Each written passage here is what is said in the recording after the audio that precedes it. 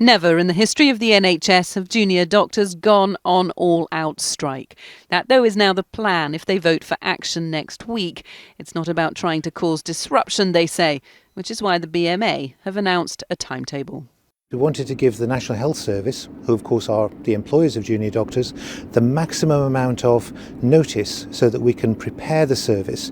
It's going to be inconvenient, but we want to make sure that it's not unsafe. Save our NHS, save our The union has proposed 3 dates in December to strike. 2 days would involve full walkouts.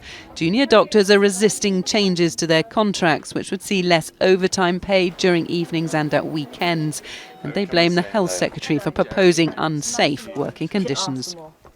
When the BMA pointed out that we had a lot of concerns about this contract, Jeremy Hunt said, fine, don't negotiate it, I'll impose it anyway. And it's that impasse that he has created that has brought these strikes on, and it is him who is responsible for them.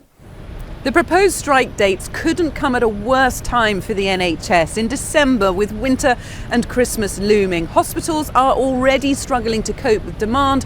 Figures released today suggest A&E targets have been missed once again.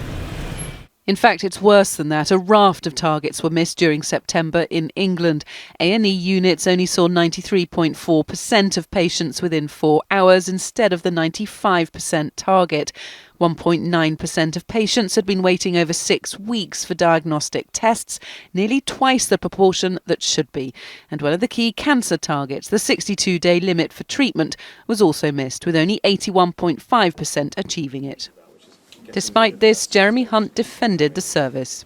In our A&E departments, even despite these pressures, 9 out of 10 people are being seen, treated and discharged within 4 hours. That's one of the fastest rates for A&E departments of any country anywhere in the world, and that is thanks to real hard work by people on the front line. But the NHS is teetering on the edge of a precipice. We're heading towards a winter crisis, aren't we?